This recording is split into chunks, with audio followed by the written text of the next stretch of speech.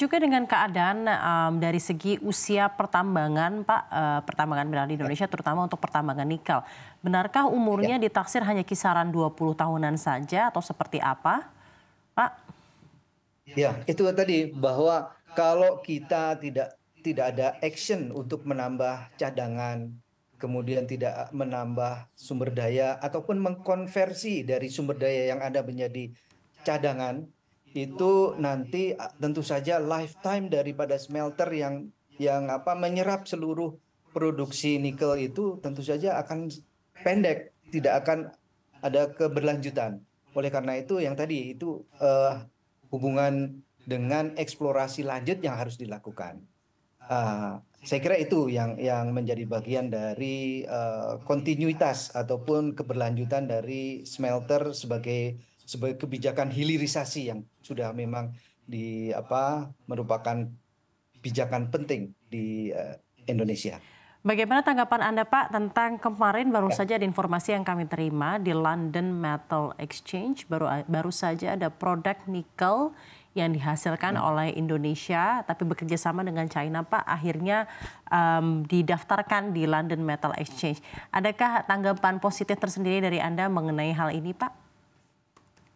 saya kira karena Indonesia sebagai negara yang mempunyai sumber daya dan cadangan terbesar dan menjadi produsen juga nikel terbesar di dunia, saya kira sudah menjadi bagian dari pengelolaan ataupun mempengaruhi bagaimana perdagangan nikel di dunia. Saya kira itu menjadi hal yang positif untuk Mbak.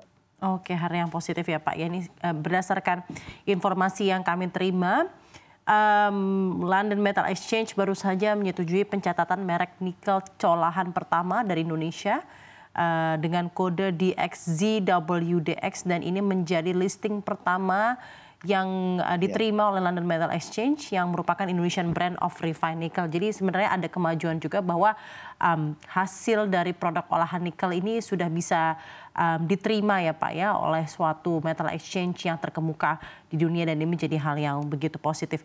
Pak Wafid, itu selanjutnya, positif sekali. ya, Hmm. Pak, mungkin masih kembali lagi kepada eksplorasi dan penambangan. Kedepannya tantangan dalam eksplorasi dan penambangan nikel di Indonesia apa, Pak? Kalau yang sering saya dengar jika kita berdiskusi dengan penambang, pengusaha, lalu juga pemerintah, ada begitu banyak obrolan, Pak, how Indonesia could get further dalam pertambangan nikel ini adalah dari sisi ESG, gitu ya, Pak, ya. Apakah pertambangan smelter kita itu sudah memenuhi hal-hal yang sesuai dengan konsep-konsep dan tolak ukur ESG dunia? Nah, selain ESG tersebut, adakah tantangan-tantangan tersendiri, Pak? Apakah mungkin dari biaya, ataukah dari sumber daya manusia? Dan secara keseluruhan, apakah Anda optimistis, Pak, industri nikel Indonesia akan lebih baik lagi ke depannya? Baik, saya kira ada bagian-bagian yang memang kontribusi dari Badan Geologi secara langsung. Jadi memang lebih kepada keterkaitan secara teknis ya, untuk mensupport teknis bagaimana kita mengadop beberapa teknologi ataupun model-model dari eh, perhitungan cadangan dan sebagainya. Kemudian mungkin pola-pola yang harus kita kuatkan lagi di lapangan untuk eksplorasi baik itu vertikal maupun horizontal, seperti apa yang harus kita lebih perdalam lagi. Itu bagian dari Badan Geologi. Akan tetapi saya kira terkait dengan hal itu kita juga bersama-sama dengan Direktorat Jenderal Mineral dan Batubara melakukan pengelolaan semuanya dengan semakin baik, karena juga beberapa regulasi yang terus dilakukan oleh Kementerian Energi dan Sumber Daya Mineral, khususnya terkait dengan nikel ini, bagaimana melaksanakan good mining practice, bagaimana semakin memperkaya eh, cadangan dan sumber dayanya, kemudian konversi dan sebagainya. Di samping itu juga secara SDM juga meningkatkan kapabilitas, kapasitas, dan juga ICP. Yang penting itu juga ICP, bahwa competent person untuk perhitungan cadangan dan sumber daya dalam untuk komoditas tertentu harus terus digalakkan dan ditambah, sehingga sehingga pelaksanaan dari good mining practice dan semuanya itu dapat dilakukan dengan sebaik-baiknya. Saya kira itu bagian yang memang sudah selalu kita lakukan semakin baik, Mbak.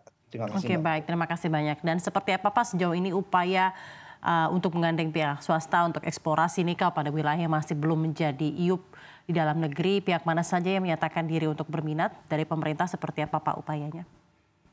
Oke, kalau dilihat dari regulasi yang ada, tadi saya sampaikan bahwa ada dua hal yang menjadi concern pemerintah untuk menggandeng, karena bagaimanapun eksplorasi itu membutuhkan biaya yang besar. Dan kalau itu menyedot APBN akan menyedot APBN yang besar. Oleh karena itu, kita sebagai pemerintah juga ikut memfasilitasi bagaimana peran BUMN, peran BUMD dan juga badan usaha swasta untuk melakukan kegiatan eksplorasi tersebut. Salah satunya adalah tadi saya sampaikan bahwa pemerintah melalui Badan Geologi memberikan satu referensi, delineasi lokasi-lokasi mana saja yang menjadi objek dari eksplorasi. Ya, itu disampaikan. Kemudian ini secara inisiatif pemerintah. Sedangkan ada dua hal. Satu inisiatif pemerintah, yang kedua adalah usulan dari badan usaha BUMN maupun BUMD untuk melakukan satu permohonan wilayah penugasan yang dilakukan untuk memperkaya dari data-data yang ada di suatu wilayah. Jadi itu yang diatur di dalam regulasi melalui peraturan Menteri SDM maupun melalui keputusan Menteri SDM terkait dengan eksplorasi. Demikian, Pak.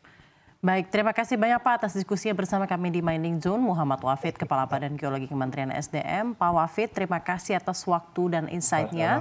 Sehat dan sukses selalu untuk Pak Wafid.